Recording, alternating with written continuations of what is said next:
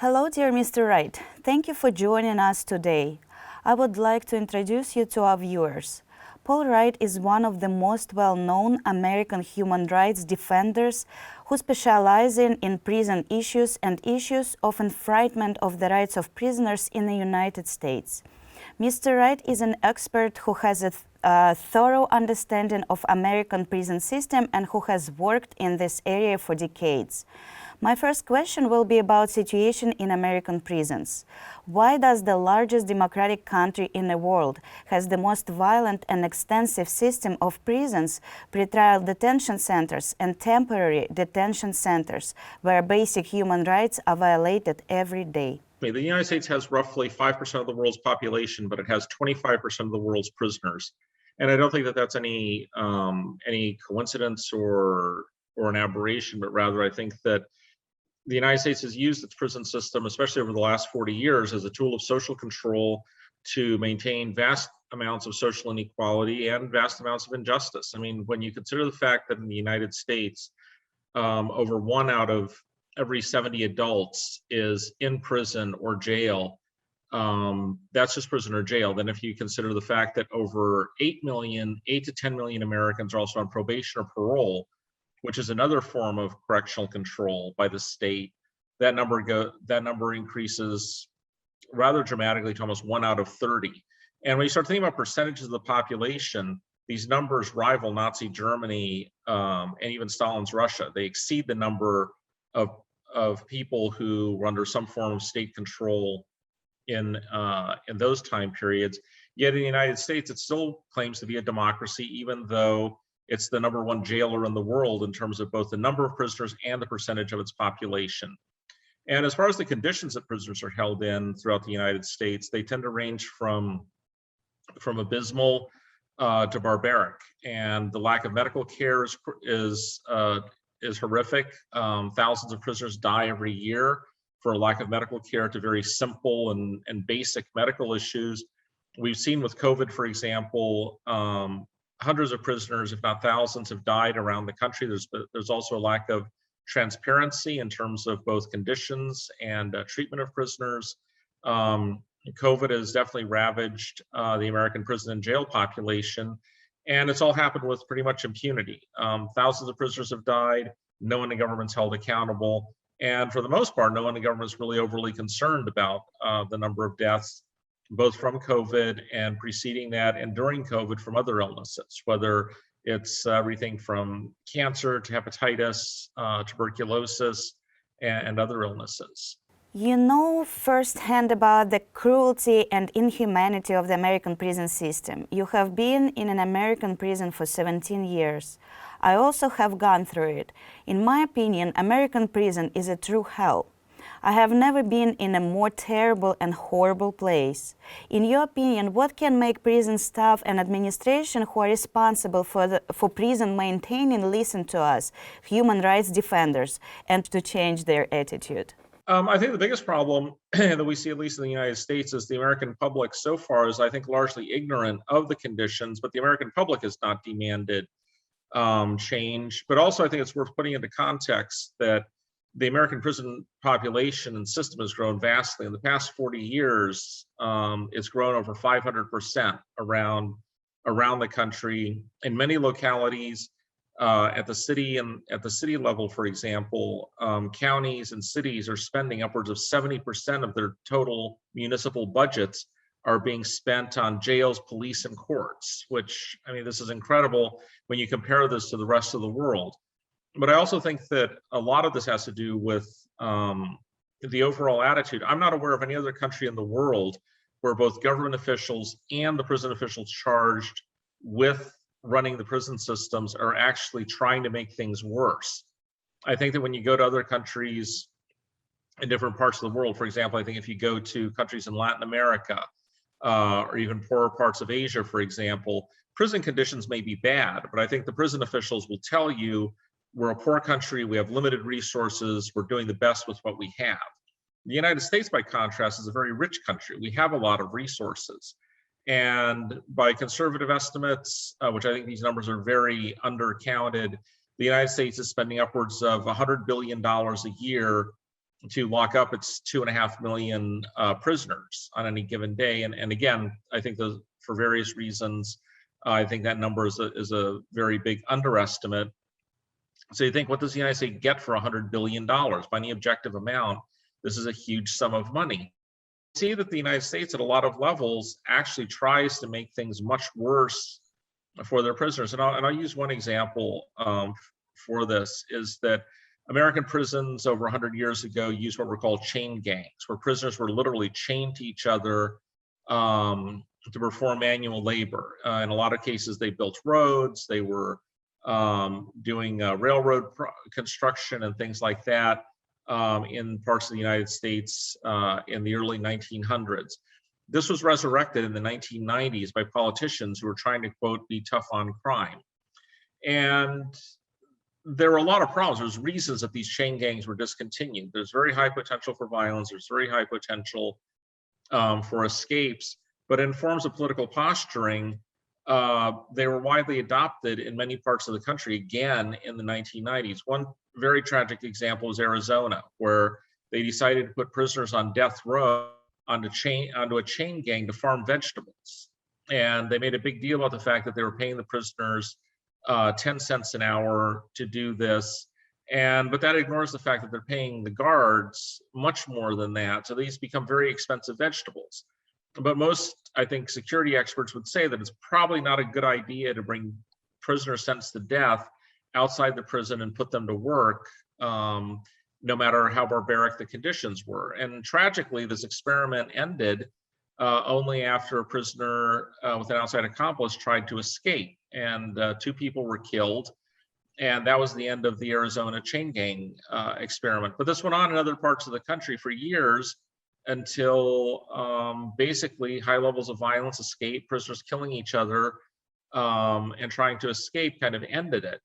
But again, in no other parts of the world do you have politicians, for example, vying with each other to see who can be the most publicly cruel to their prison population. And I think that's one of the things that really sets the United States apart, that you don't have politicians actively and very publicly seeking to brutalize their prison population. And the United States seems to be very unique in that regard.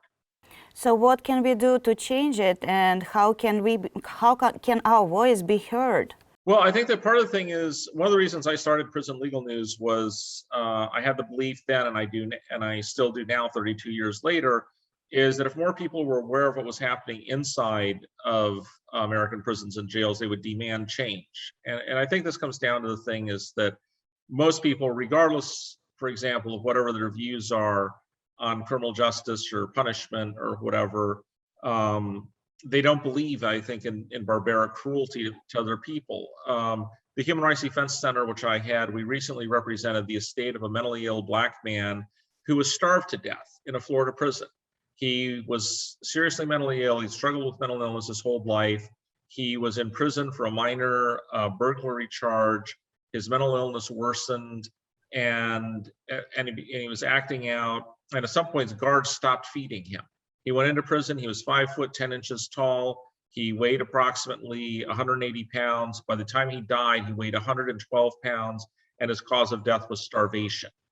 And this is one of those things where I think that regardless of what people think about prison conditions or crime and punishment, most Americans do not believe that people should be starved as part of their prison sentence. And unfortunately, this is very common. There's another prisoner here in Florida, a man named Darren Rainey. Again, he was mentally ill, he was African American, and he was literally burned to death in a shower by prison guards. They put him in a shower, the temperature was over 100 degrees, they locked him in the shower, turned the water on, and left him there for 2 hours until literally the skin, he burned to death and got to the point where his skin was peeling off his body. And no one was charged in that case. In our case, Mr. Gaines, our client who was starved to death, no one was criminally charged in that case. And that's one of the things, these levels of impunity is one of the things. It's almost akin to Latin America, for example. But the thing is, we have the media in some respects does a fairly good job in the United States of reporting on many of these abuses. but that's one of the things, the total impunity for the people who commit these abuses is also one of the things that sets the United States apart. In most other parts of the world, when prison or jail officials are openly implicated in the murders of prisoners in state captivity or state custody, there are consequences. At a minimum, they lose their jobs. But here in the United States, they do not. And it also is one of the things that the higher ranking the officials responsible, the less likely they are to be held to any form of accountability. And I also think this is one of the things too, that the United States is a signatory to the Convention Against Torture. And one of the provisions of the Convention Against Torture is that the country's judicial system has to be able to adjudicate claims of torture and also hold those responsible for it accountable. Yet the United States does not do that. And I think that to an extent, the international community, I think, has been remiss in not seeking to hold the United States accountable to international treaties it has signed. And one of the things that I find especially sickening, to be honest, is the fact that the United States seeks to defend claims it seeks to defend human rights and criticizes other countries for human rights abuses or problems in their countries, when whatever abuse is being complained about anywhere else in the world, I can point to at least 10 examples where it's happening right here in the United States, and usually happening right now. It's not even the distant past where it's like, oh, that was a long time ago, that was, times have changed, times are different. Yet, but I think the biggest thing remains the lack of accountability and the impunity for human rights abusers in the United States. It's a place where, you know, as President Truman was the American president after World War II, and he was famous for saying that the buck stopped with him, that ultimately he was responsible for what happened in the United States. That mentality is long gone. And we have a system now where no one's accountable, no one's responsible, yet thousands of prisoners every year die in state custody. Many are beaten to death, they're tortured, they're brutalized, and it's open knowledge. It's not even in dispute, like Darren Rainey. He was burned to death, and it's widely known, it's been widely reported, yet no one was ever charged in his death. In Mr. Gaines's case, he was starved to death, and again, no one was held accountable in his starvation death. Thank you. You have a wide experience of work on prison issues, and you know a lot about American prisoners. It seems like you compared attitude towards prisoners in the United States and in other countries. Are there conditions in prisons of European countries like France, Germany, UK, and Scandinavian countries better than in the United States, in your opinion? Definitely in the Scandinavian and Holland, for example. One of the other things I think is also critical to note, that one of the things that separates the United States from the rest of the world is the length of its sentences. Most other countries around the world have some type of limit on the sentence that prisoners can serve. In a lot of countries, it'll be 15 years, it'll be 20 years, for example. So there's limits. In the United States, we have well over 200,000 prisoners that are serving sentences of life without parole or virtual sentences of life without parole, where once prisoners have been sentenced, they will, as things stand, they're destined to never leave prison alive. And that's one of the things that sets prisons apart in the United States, is its sentencing practices. And this isn't even the death penalty. I'm not even talking about that. This is just the regular sentencing practices. But yes, as far as the prison conditions go, you know, they're extremely barbaric, and you know, certainly compared with the rest of with Western Europe, for example, you know, many prisons are antiquated. Some of the things that we report on in prison legal news or prison conditions, including everything from exposure to the elements to extremely high levels of violence to exposure to rodents and vermin, and a lot of these are just the physical issues. The lack of medical care is a constant. The lack of mental health treatment for mentally ill prisoners, and the mentally ill constitute a very large percentage of American prisoners. And by mentally ill, I mean seriously mentally ill. I don't mean, you know, prisoners with minor conditions that, hey, they're quirky or they're eccentric, but, you know, what's considered, you know, serious forms of mental illness, of bipolar disorder, paranoia, schizophrenia, illnesses like that. There are a lot of publications and press about cruelty and inhumanity in prison of South USA, for example, of Alabama. But we don't know much about problems in prisons of American East, Washington, Oregon, California.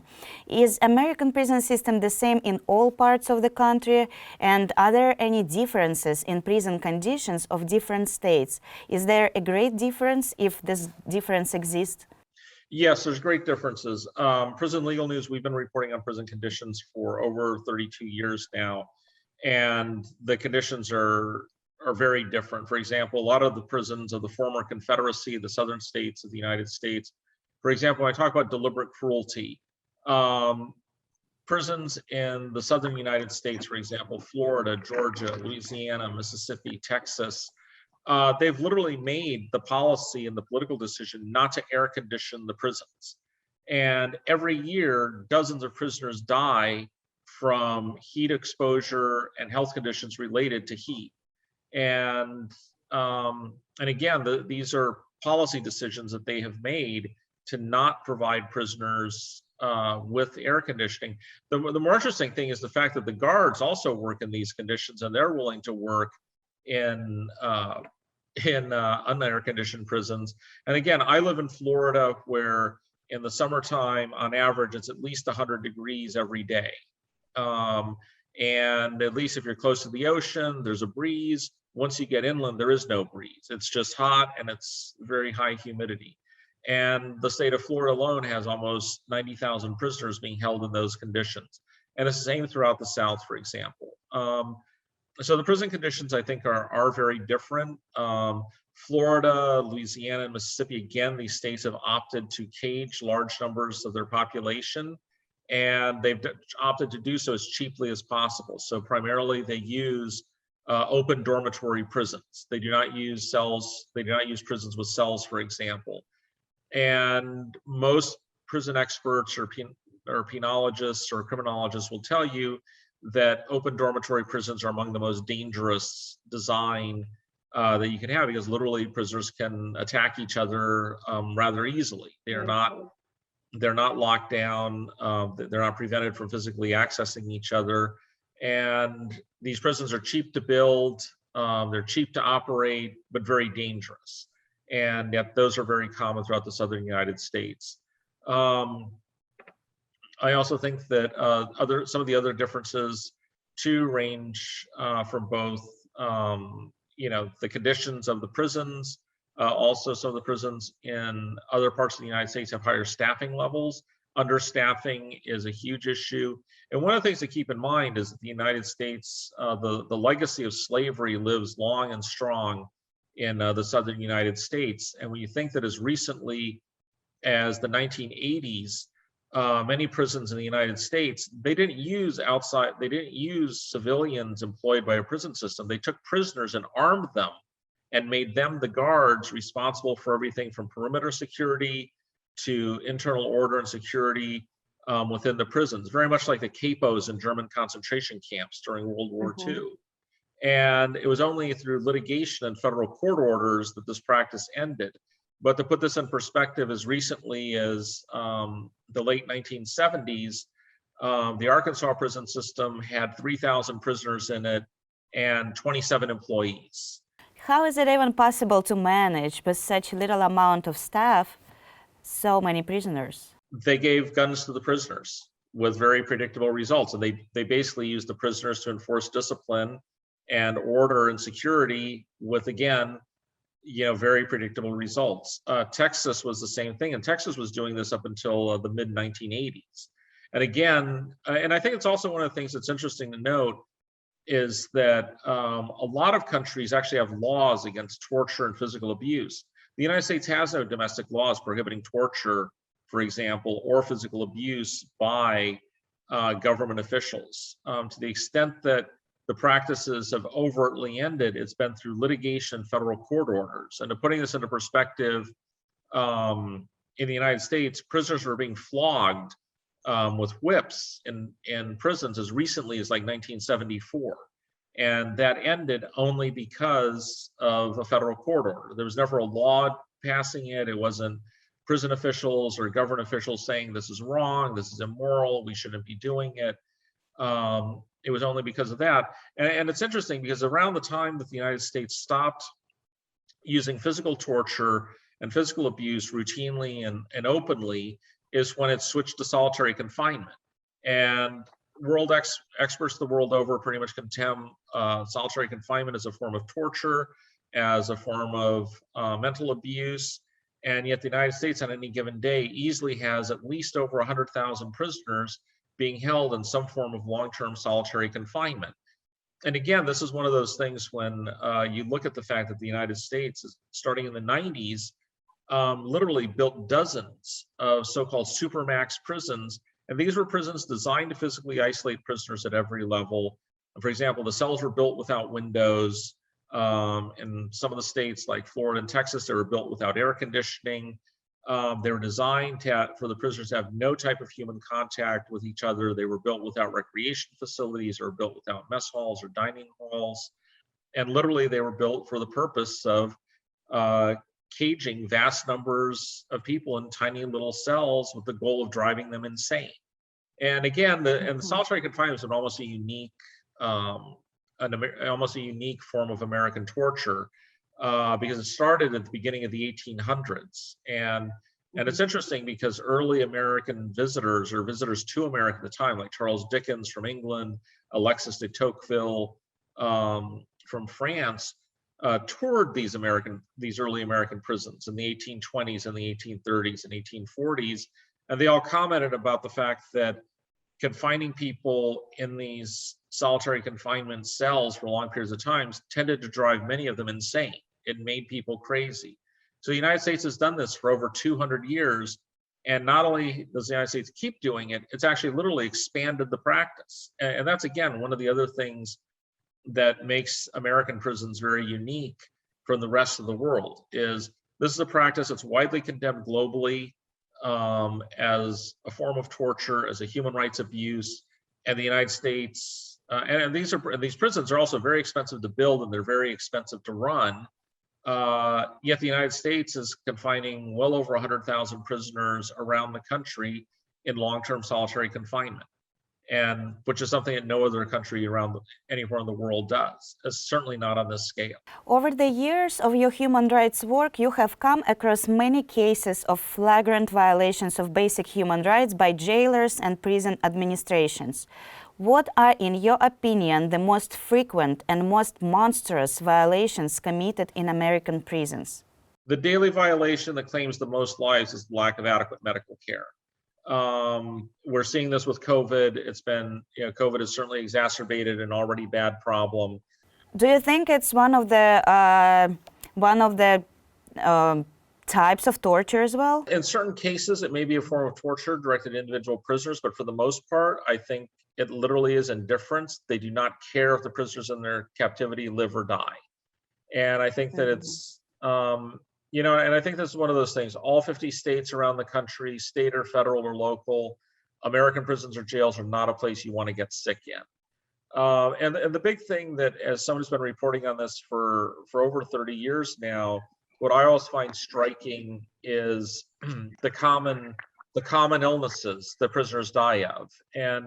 And I also want to say too, and I don't say this as a joke, it's, I see so many prisoners that die literally on holiday weekends. Whenever, prisoners the worst thing that can happen to an American prisoner is get sick on a weekend or on a holiday.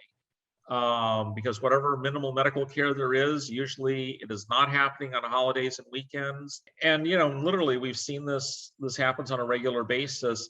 But the common things that American prisoners die from, they die from hypertension, they die from diabetes. These are illnesses that have very common forms of treatment. American prisoners are not dying in vast numbers from exotic or rare diseases. They're dying from simple things that outside the prison context are quickly and easily treatable. That's the most obvious one. And I think that's what claims the vast majority of American prisoners. Suicide is also a huge problem in American jails. And I think that a lot of people who I think are not that familiar with prison or jail type issues think, well, if people are going to kill themselves, the government can't do anything about it. But actually, that's not true. We know from decades of research that basically suicides are a symptom of a system that does not provide adequate mental health care treatment. People kill themselves or harm themselves when they're undergoing a crisis, and usually with proper mental health intervention, people get through the crisis, they don't harm themselves. And suicides have been steadily on the rise for the last 30 years, even as more and more research shows the ways to counteract that. And I would say that, well-run prison systems don't have any suicides at all. Poorly run ones tend to have a lot. And those numbers have been going up. And then I think the other two issues are prisoner-on-prisoner violence and staff-on-prisoner violence. And usually the prisoner-on-prisoner violence can usually be traced to things like understaffing, poor prison design. And also I think that one of the things is just an overall sense of hopelessness and despair that permeates American prisons. You have so many prisons with huge percentages of the prison population that will never be released. They know they're going to die in prison, either from old age, illness, or violence, that it creates, I think, very bad and violent systems. And I think this kind of feeds into a cycle where then prison officials and prison employees in particular feel that the only way to maintain order or security or whatever is increasingly resorting to physical violence and force to do so, which kind of gets into this whole vicious cycle of very high levels of violence at all levels, which in turn increases the levels of despair, which in turn increases suicide levels and of course death rates and death levels. Thank you. How effective are your efforts and the efforts of your colleagues in changing for the better prison conditions in the United States? Have you succeeded to change prison conditions in any state or prison? And did you manage to save lives of prisoners or to make their conditions better? I can say as a human rights activist in the United States for the last 30 plus years that I would say my career has been one long fighting and retreat. I'm not sure that we've made anything better. When I started Prison Legal News and the Human Rights Defense Center in 1990, the United States had 1 million people locked up in prisons and jails. By the end of the decade in 2000, we had 2 million. By every measurable condition, whether it's the number of people locked in cages, the number of people under state control through probation or parole, conditions of confinement by any measure, amount of visitation, contact with the outside world, financial exploitation by the state and corporations, everything has gotten worse in the last 30 years. About the only thing I can think of in the big picture that's gotten a little bit better has been physical access in prisons and to services for disabled prisoners. But across the board, everything has generally gotten much worse. Prior to the 1990s, prisoners in many states were able to get college educations. Today, very few can, if at all. I mean, it's only in a few states, and that's largely through privately funded initiatives. So, and again, the levels of impunity and lack of accountability have, continue to be bad. The lack of transparency is, if anything, has gotten worse. Prior to the 1990s, media and reporters were allowed to visit prisons and interview prisoners. Many states have outlawed the practice. The federal government has routinely banned media interviews of prisoners for at least the last 15 years or so. But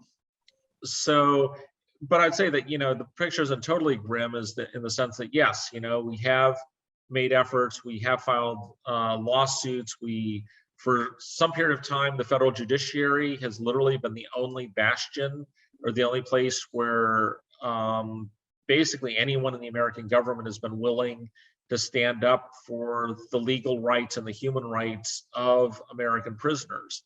But they've gotten more conservative and more pliant to the American police state in the last 20 years or so than they used to be. Congress has also limited the ability of federal judges to correct unconstitutional and inhumane conditions of confinement. They passed a law in 1996 called the Prison Litigation Reform Act, designed to make it more difficult for judges to improve prison and jail conditions. So I'd say that, over the course of the last several decades that, yes, we have, we win the occasional battle. We are able to make small improvements, but overall, I think from a macro picture perspective and at an objective large level, the human rights situation in the United States, I think in the last 30 years has gone from bad to disastrous. According to your expert opinion, how large is the percentage of prisoners in the United States who have been imprisoned for crimes they did not commit or whose trials were accompanied by significant violations? Can we say that innocent people make up a significant proportion of inmates in American prisons? You can, and I think that, for example, the Human Rights Defense Center right now, we're representing a man who spent 37 years in Florida prisons for a rape murder he did not commit. And there's been literally thousands of exonerations of prisoners who have been freed, usually after years or decades in prison for crimes they did not commit. And in some respects, this is only a very small slice of the total American prison population. I think to look at it this way, American prisons hold around 2 million people, and the United States convicts over 1 million people of felonies, which are serious crimes, every year.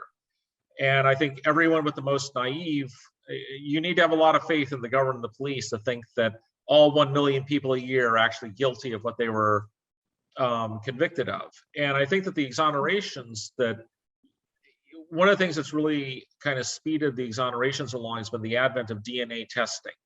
And we have, in so many cases of the early innocence cases, were shown to be virtually all men that had been convicted of generally violent crimes, especially sexual assault and murders, that they were factually innocent of.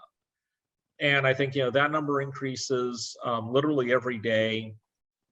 But we also see more and more cases too, where people have been exonerated again for crimes they didn't commit.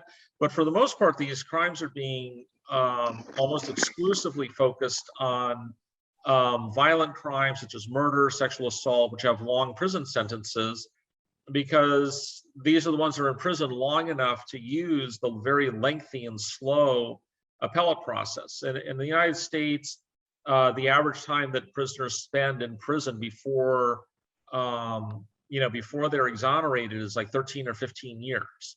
And in many cases, it's longer, much longer. Prisoners spend literally decades battling to prove their innocence before they're finally released, which means that for literally, I think, thousands of prisoners every year that are wrongfully convicted of serious crimes that are serious enough to land them in prison, but minor enough that they don't spend huge amounts of time in prison and not long enough to vindicate their innocence through the court system, I think that number is very huge. And again, I think that one of the things that the United States has kind of perfected is the art of literally incarcerating huge numbers of people. And I'll also give you one example that I think also perpetuates this, is the penalties in the United States are so severe and so harsh that many people plead guilty to offenses they did not commit. And one example of this was, it was called the Rampart Scandal. This was around 15 or 20 years ago in Los Angeles. It came to light when a corrupt cop was caught stealing cocaine from the police evidence locker, and to basically curry favor for himself and not go to prison for his crimes, he blew the whistle on the systematic police abuses that were occurring in this part of Los Angeles, where police officers were routinely arresting gang members, real or suspected, falsely planting guns on them, planting drugs on them, and falsely accusing them of crimes. And when all was said and done, it turned out that 110 or so people had been falsely charged with gun and drug crimes they did not commit, and every single one of them pleaded guilty to crimes they did not commit, because the option was, you can go to prison for 5 years or 10 years for a crime you didn't commit and get out, or you can go to trial and get convicted of a crime you didn't commit and spend the rest of your life in prison. And given that choice, every single one of them pleaded guilty to crimes they did not commit. And again, this is just one microcosm. The only reason this came to light was because one corrupt cop got caught stealing cocaine from the police evidence locker and decided to blow the whistle to get himself a more lenient sentence. If he hadn't been arrested or if he'd kept his mouth shut, all 110 of those criminal defendants would have served out their 5 to 10 year sentences for the crimes they didn't commit. This is just one neighborhood in one large city in America. How often does this play itself out throughout the United States? And one of the things that we see a lot of too is especially mentally ill people are easily induced to confess to crimes they didn't commit. And I think that that's one of the things that I think is often is somewhat unique about the United States is the degree to which police are skilled in getting people to confess to crimes they didn't commit. And there's been scandals, for example, in Chicago, there was a notorious policeman named John Berg, who literally for decades tortured dozens, if not hundreds, of mostly poor Black and Latino men into confessing to crimes, usually murders they did not commit. And he used, barbaric tactics reminiscent of Nazi Germany. He was tying men to hot radiators, for example, to get them to confess. He was using electroshock devices and things like that. And that's one extreme of a brutal policeman and all the detectives that worked for him, torturing people into confessing the crimes they didn't commit.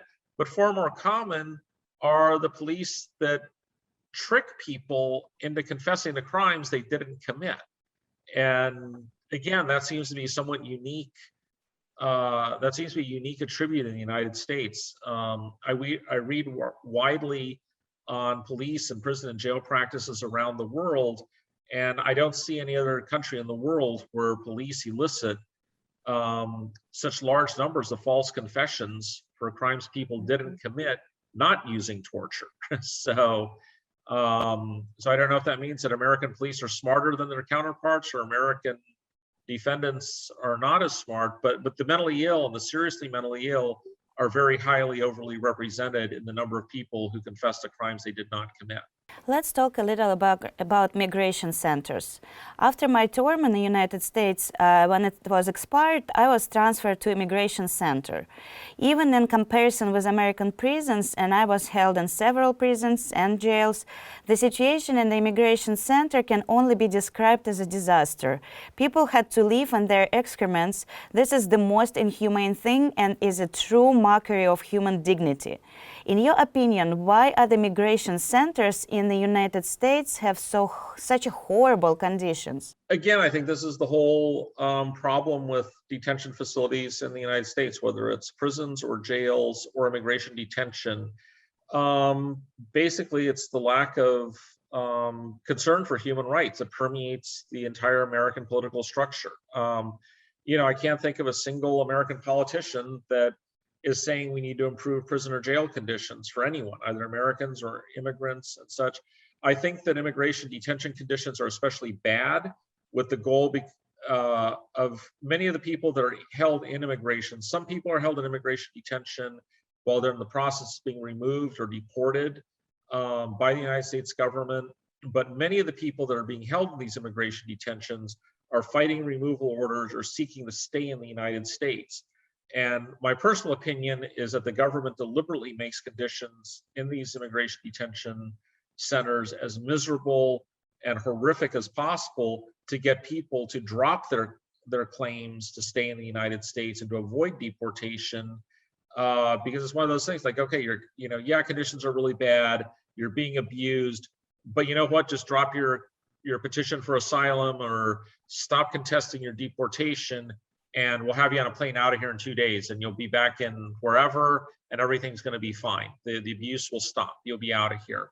And I think that's also one of the reasons that jail conditions are so bad in the United States, is it's a deliberate effort by the government to get people to plead guilty to crimes, whether or not they committed them, but get them to plead guilty so they'll get out of the jail. And I think that's the same logic with the immigration detention facilities. The other thing that's also worth noting is that the majority of immigration detention facilities in the United States are owned and operated by private for-profit companies. They're not even operated by the government. And the amounts of True. money that the federal government pays these companies, it ranges between $150 and $200 a day per immigrant that's being held in these detention facilities, which, I mean, it's a huge amount of money. You can stay in a nice mid-range hotel with room service for this kind of money. And yet, as you note, the conditions in these immigration prisons range from, you know, bad and squalid to horrific and barbaric. So again, it's not for lack of money, it's not for lack of resources that conditions are bad. And I think that that's one of the critical things, as I mentioned earlier, that I think really separates the United States from the rest of the world is the United States spends a lot of money locking people up and deliberately tries to do so in conditions that are as bad as possible. Unlike inmates in American prisons, migrants have not been convicted of crimes. Were there deaths in migration centers because of insufferable conditions of detention? And why is the situation of migrants so much worse than of convicted criminals?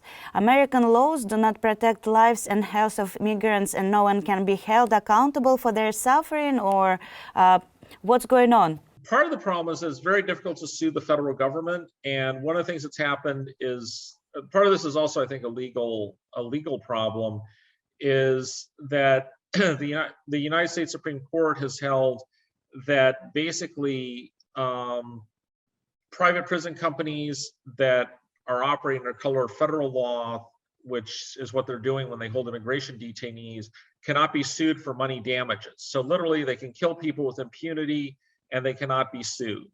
And that's been the reality for at least the last 15 years or so. And I think that's one of the issues that I think leads to this situation. The other thing is it's extremely difficult, even when these immigration prisons kill people, it's very hard to hold them accountable. And often, for example, in terms of filing lawsuits to seek money damages or whatever, all too often the family members are not in the United States. There's the legal difficulty of holding these corporations accountable. And it's a legal situation where if a private company holding state prisoners or municipal prisoners kills someone, they can be sued. If they kill a federal prisoner, including an immigration detainee, they cannot be sued. So they don't really have even that incentive to literally try to keep people alive. So those are some of the problems. The other thing that's also been a problem, I think, that's contributed to a lot of the conditions, I think, are the transitory condition, the transient population of immigration detainees. Very few immigration detainees are held more than 5 or 6 months before they're either released in the United States or they're deported. So it's a large population of around 45,000 prisoners at any given time being held in immigration detainee, but it's a lot of churn where those 45,000 prisoners are literally turning over every few months. And there's exceptions. Some people are held in immigration detention for years, but that's a small minority. And I think that's part of the problem that makes it difficult to survive. Yes, and one of the things I'll say too, though, is that in recent years, though, we've seen there has been resistance by immigration detainees. They've staged hunger strikes, they've staged protests over their conditions, and things like that. And the response of federal immigration officials is either retaliate and punish them, physically beat them and torture them, as well as move them around or try to speed up their deportations. So that's been the federal government response. Major American media try to avoid publishing official statistics on deaths, violence, suicides in prisons, or temporary detention centers for migrants. Only a few specialized journals publish important statistics. Does it seem that they're trying to hide the real situation in prisons and migration centers from the public? And are there American media paid for silence, or is it government policy to cover up the facts? For the number of people being held in immigration detention, I think that media coverage of immigration detention is a lot higher than it is of state and federal prisons. For example, holding convicted prisoners or pretrial detainees. And I think that there's a lot more attention given to immigration detention than there are to state prisons. But overall, I think but that said, I still think that the coverage is lower than it should be for all of it, for immigration detention, local jails, as well as state prisons. And I think there's a couple of reasons for that, one of which is the lack of transparency. It's not easy to cover prisons and jails. For example, communication is difficult. Virtually all prisons and jails do not allow journalists to access the facilities. The vast majority of them do not allow media or journalists to interview prisoners in them. And this is a recent phenomenon. Prior to around the middle of the 1990s, journalists routinely interviewed prisoners. And I think that one of the problems is that because so much media is visual these days, if you tell journalists that they can't bring a camera to record or take pictures of the interviews that they're doing, they're not going to, or not just not going to, they can't, because and I have a lot of friends of mine in media, and I'll reach out to some of them sometimes and I'll say, hey, this is a really interesting story. I think your audience would want to hear about it. The first thing that all my friends who are TV producers and television reporters and journalists ask me is there video? And it's like, no, we don't have video. And it's like, oh, I can't do anything. And that's just the reality of, I think, the visual media. And then you have print journalists like myself and a lot of my other colleagues, and we do our best with words, and that's a staple, and that's how journalism's operated for 500 years.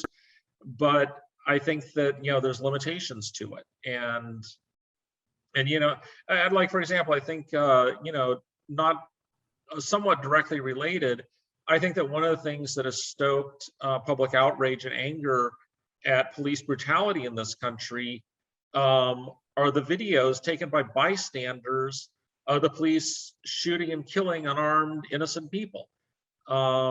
It's those videos and I think it's critical to note, these are videos that are going through social media. They're not going through gatekeepers and the legacy media, but people see this endless stream of police shootings and police killings.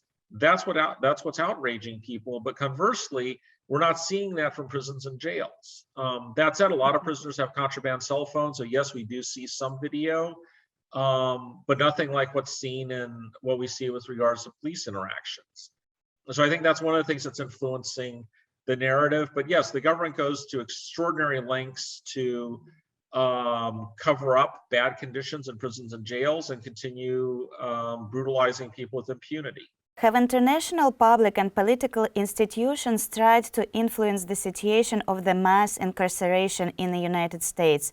And if so, have international human rights defenders succeeded in changing anything for the better? No, the United States is pretty much impervious to any type of outside influence. The closest thing, a couple years ago, the United Nations Special Rapporteur on Torture sought to access American prisons to investigate conditions of solitary confinement, which, as I mentioned earlier, are widely viewed as constituting a human rights abuse. And I'm not aware of a single American prison that allowed the United Nations Special Rapporteur on Torture to enter any of the American prisons. And I think this is one of the things that's worth noting, is how the United States uses the cudgel of human rights to beat other countries over the head when there's no shortage of human rights abuses on a wide scale in American detention facilities, yet the United States isn't allowing anyone to enter its facilities to either view them or much less criticize them. So I think these are pretty critical differences. But for its part, the the rest of the world isn't really paying much attention to human rights abuses in the United States. And I think this is very bad. I think that to the extent that, for example, civil rights for Black Americans improved in the United States in the 1950s and the 1960s, significantly improved. I think that one of the reasons that happened was because the Soviet Union existed and was able to criticize these massive human rights abuses in the United States. And American politicians said so at the time. John F. Kennedy and Lyndon Johnson, they said that one of the reasons for improving civil rights and human rights for Black people in America was because it made America look bad internationally, because the Soviet Union was criticizing it. And unfortunately, today, we don't have any other countries really criticizing the United States over its human rights abuses. So I think that one of the things that maybe that would conceivably change if international forums, whether at the United Nations or anywhere else, as soon as the United States starts talking about human rights anywhere else, the response was just, you know what, when you clean up your act and when the United States respects human rights for its citizens, then we might listen to what you have to say about the rest of the world. But if you can't even respect human rights in your own country, why are you telling anyone else in the world about theirs? 100% agree with you. This question is about death penalty. European countries and Russia have abolished death penalty a long time ago. The United States still carry out over 1,000 executions every year. Is death penalty still acceptable in a modern society, and why doesn't the United States follow the example of Europe and Russia? The United States has a bizarre, sick affair with the death penalty. And it's interesting because the American public is increasingly turning against the death penalty. And I think as a result of so many exonerations, when we've had, I think for death sentence prisoners since the 1970s, I believe it's around 120 or 150 prisoners that have been sentenced to death have been found factually innocent. They did not commit the crime they were sentenced to death for. There's very compelling evidence that a number of prisoners have been executed for crimes they were factually innocent of. But it's interesting that as here we are in 2021, soon to be 2022, and the people that are still enamored of the death penalty seem to be judges and politicians. And again, this is one of the things I think sets the United States apart. The only other industrialized countries that routinely execute their citizens are the United States and Japan. And I think that this is one of the things that also sets the United States apart from a human rights framework or conception is I think that one of the things that in Europe, including Russia, the concept is there are things the government cannot do to its citizens, including kill them. And the American view is the government can do anything it wants to its citizen as long as it gives them process. And so the result is the American government's all for killing its own citizens as long as they're giving due process, which when is closely examined, we see is very minimal. One of the jokes in the death penalty community here in the United States is that all the death penalty does is find out who's got the better lawyer. Because that's also one of the things is that generally defendants accused of capital offenses with competent and aggressive counsel are very rarely, if ever, sentenced to death. And all too often we see, and it's a very sad and almost sickening commentary about the fact that in the United States, there's entire bodies of law about whether or not defendants sentenced to death had a fair trial when their lawyers fell asleep during the trial. And then there's the body of law about whether the defendant sentenced to death had a fair trial, the judge fell asleep during the trial. And I mean, this is bizarre. I mean, anywhere else in the world, you ask people, and again, I don't think you need to be a legal scholar, but asking people on the street, do you think you can get a fair trial if the judge is asleep? Or do you think that a defendant gets a fair trial if their lawyer is asleep? And right. Again, these are things that, I speak a lot internationally. I do a lot with, also with college students, and I do a fair amount of public speaking. And when you tell people like this that are not familiar with the American legal system, they think it's bizarre. It's like, how can this be? And the fact that these aren't isolated instances, but it happens often enough that there's entire bodies of case law on at what point does the sleeping judge deprive a defendant of a fair trial? At what point does the sleeping lawyer deprive a defendant of a fair trial? That's impressive. In your opinion, is there any chance that a petty criminal, after being imprisoned in an American prison, will take the path of a correction and not join a prison gang and will not commit larger offense? Is there statistics on repetition of crimes in the United States? Do you mean crimes committed in prison or after prisoners are released? after prisoners are released? The United States has a hard time actually defining what recidivism is, and there's really like, and it's interesting for a surveillance police state that tracks everything and everyone. The statistics are actually kind of blurry. A lot of states have recidivism rates where they only track prisoners up to 3 years after they're released from prison, and they show on average, a lot of states have anywhere from 30 to 70% recidivism rates. But it's also important to note that the recidivism rates aren't always new crimes that are being committed, so much as these are prisoners that are being re-imprisoned for violating the conditions of their release, which all too often are not criminal offenses. For example, leaving the county without their parole officer's permission, getting married without permission, changing jobs without permission, and things like that. So on the one hand, we have high, very barbaric conditions, very high recidivism rates.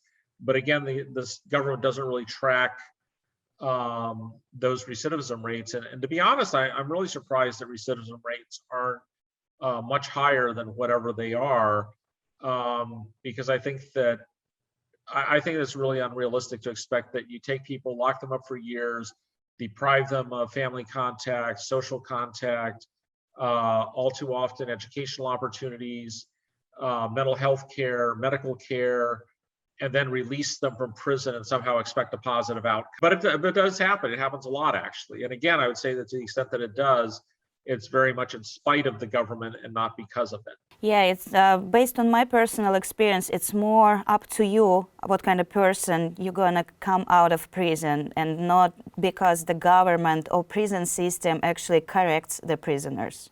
I believe more that the prison system, the current prison system, is breaking people. Yeah, I totally agree. The American prison system, I think, is designed to destroy people. And it's one of those things that's interesting is we've also done advocacy around helping former prisoners get jobs, and it was interesting is I was talking to one person. He owned a restaurant, and he was telling me that his own son had been in prison, and he said that raised his awareness of the issues. So he wanted to give jobs to people coming out of prisons.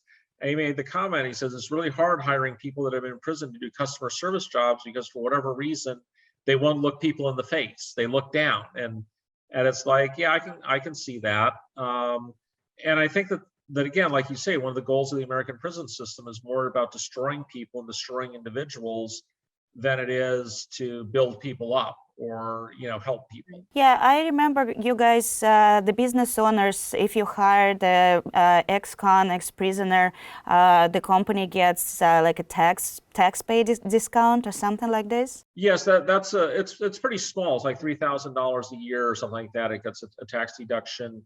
And most business owners aren't aware of it, but yes, that's one of the things. But of course, that only applies to for-profit businesses. All right, let's move on to the next question. How serious is the problem of expanding the network of private prisons in the United States? And can prison system in America be called a corporate community with lobbyists and interests that differ from interests of the majority of Americans? The private prison industry currently holds around 120, 130,000 prisoners on any given day. And that number's been pretty stable for the last, for around the last decade. And it's not really expanding. That said, its profit margins are expanding, but that's because they're getting more money to house the prisoners they do. The other thing that also expands their profit margins has been they've been very skilled at negotiating contracts with the government that have full occupancy contracts, where, for example, they get paid for prisons at 95% occupancy, regardless of how many prisoners they have in them. So, I mean, the analogy here is someone runs a hotel and they get paid as the hotel is 95% full, even if it's empty. So that's been a lot of their skills. So, but I would say that the private prison industry, it's largely stagnant in terms of increasing its share of prisoners. It's financially successful, especially to the extent that the governments continue to contract with it. That said, they have serious economic problems. They've been economically mismanaged for most of their existence, except for bailouts by, for example, Bill Clinton in 2000, and more recently Donald Trump. They would have probably collapsed years ago. And I think that, and it's interesting because the United States had private prisons for centuries. And pretty much the practice ended in the 1920s as the public grew disgusted by the brutality and the abuses in private prisons. And I thought, like a lot of bad ideas in American history, that one was gone for good. And then it got resurrected in the 1980s. I also think it's interesting to note, though, that the only countries that private prisons have gained anything of a foothold is the United States, England, Australia, and South Africa. And and it's no coincidence that these are all former English colonies or England itself. And the big thing is that everywhere else in the world, the private prisons have tried to gain a foothold. They literally get laughed out of the room, not as a human rights violation, but as a labor issue. Because the critical thing about the private prison company is they don't use unionized employees. That's how they keep their costs down. 80% of the costs involved in running a prison are the labor costs. So by having a non-union workforce, they cut their labor costs and increase their profit margins. And everywhere else in the world, the civil service organizations that represent and the labor unions that represent government employees pretty much stop the discussion about private prisons. And to the extent, and when we talk about private prisons here in the United States, virtually all of them are in southern states in the United States where the union movement is weakest. Very few of them are in any states with strong union movements or strong labor unions. Rather, I think that private prisons are the symptom, and private prisons are the symptom, and mass incarceration is the disease. If we didn't have mass incarceration, we wouldn't have private prisons, not the other way around. In my opinion, the U.S. prisons crisis should be a subject of international discussion, and the United Nations should be involved in it. This is a global problem, not just an American one. Do you agree with this point of view, or you have a different opinion on this issue? No, I agree. I think that, the reality is that the human rights situation in the United States is so abysmal. And more importantly, I think that Americans have shown that we're incapable of fixing it on our own. And I think that this has happened in other things. The oppression of Black people in the United States through Jim Crow laws after the end of the Civil War persisted for 100 years. If it hadn't been for pressure from the international community, led by the Soviet Union and China, I'm not sure that would have changed. And I also think that one of the things that we see increasingly with with human rights issues here in the United States is, I think that if more people globally were aware of this, I think people would correctly demand more and demand better from the United States than what we're seeing now. I also think one of the problems I think that we're also seeing is the lack of any international structure that has any control over the United States. The United States has opted out of the International Criminal Court, for example. Anything that would hold the United States accountable for human rights abuses, it ignores, chooses not to participate in, or even attacks. As you know, in Russia several decades ago, there was a tragic period when many people were imprisoned and had to go through hell. This experience is reflected in many literature works, fiction, and documentary. The most famous is the Gulag Archipelago. It looks like the United States is facing similar situation right now. However, there is not a single world bestseller about terrible life in American prisons. Why are terrible conditions in prisons are not reflected in popular culture? Well, I think to an extent it has been reflected in popular culture, just not, and I think that that's one of the things too, is I think in comparison with the Gulag Archipelago, the United States incarcerates and imprisons more people than the Soviet Union ever did in its heyday, both in raw numbers and especially in terms of its population. If we use the example of parole and probation as internal exile, as I think the term was used in the Soviet Union in the 1930s and 40s, and literally parolees and probationers their movement is restricted. They're usually forbidden from leaving the city or the county in which they reside without government permission. So this is a huge population. And I also think that that it's also one of the things that, in many respects, I think that Hollywood has done a good job of, I think, almost sanitizing the American prison experience. So, there's movies about it, but I think to an extent people think, well, that's a movie. And it's not real life anything more than, looking at a cowboy movie and you think that, well, did cowboys really run around shooting each other as opposed to, taking care of their cows and getting them to market? Um, so I think that's part of the problem. But that said, I think that as someone who's been doing this for 30 years, I think that there's a more, I think there's greater awareness now around abuses in prisons and jails than any time I've seen in the last 30 years. And whether or not it amounts to anything, I don't know, because the levels of impunity that American prison officials have is incredible, certainly compared to the rest of the world.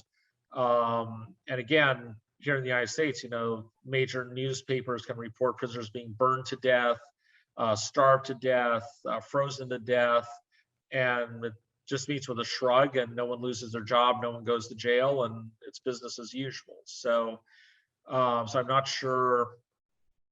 I think it is rising in popular consciousness and awareness. Whether or not it'll have an effect, I don't know. But I think that we're starting to see this. But I think this is part of the reason we had the George Floyd protests last year, where we saw hundreds of thousands, if not millions, of Americans taking to the streets to protest police state violence. People are aware of this. They're outraged, they're disgusted, and they know that they're not getting justice anywhere else. And I think that's why American cities were burning last year. I mean, that's just my opinion. But I think that people get fed up. I mean, I think there's the French say that, man can live without justice, but he can't live without hope. And here in America, I think people have been seeing for too long, you just see the steady stream of police killing innocent people, gunning them down, shooting them, killing them, beating them, and nothing happens to the police. They keep their jobs, they keep going. And I have a last question to you for today. Do you have a solution for fixing American prison system, and can we attract attention of international community to this issue on our own? As far as fixing American prison conditions, I think, yeah, it just requires, it's not even a matter of the resources. The resources are there. It just requires the will to do it. And I think that if it's just one of those things of, changing the mindset of, the prisoner shouldn't be about brutalizing and dehumanizing people and things like that, I think that, significant changes, could happen. I also think that one of the biggest things, though, is simply reducing the prison population. I think that's a critical thing. Just the fact that the United States just has way too many prisoners. And I think this is also one of the things too. And I think that one of the saddest commentaries about the American police state is when we look at the fact that the United States has 5% of the world's population, 25% of the world's prisoners. It makes me ask, okay, so what's wrong with Americans? Are we bigger criminals? Are we more lawless? Are we crueler? Are we more prone to crime than the people in every other country in the world? The fact that China is a country that has 4 or 5 times more people than the United States, and they have like 10% the number of prisoners that the United States has. And again, this is one of those things, like, what does this say about American society? Either Americans are a bunch of just a nation of criminals, or do we live in a police state that likes locking up its people as a tool of social control? And I think that that's kind of, one of the bigger questions. I also think that one of the things that we see is that the American ruling class, I think, has opted for a police state solution of social control. I think Western Europe, for example, has opted for more of a social welfare state of social control. But on the other hand, I also think that, all countries that have very high incidence of social inequality, whether it's countries like the United States, Brazil, El Salvador, South Africa, countries like that, have very high levels of violence and very high levels of incarceration and extrajudicial police violence.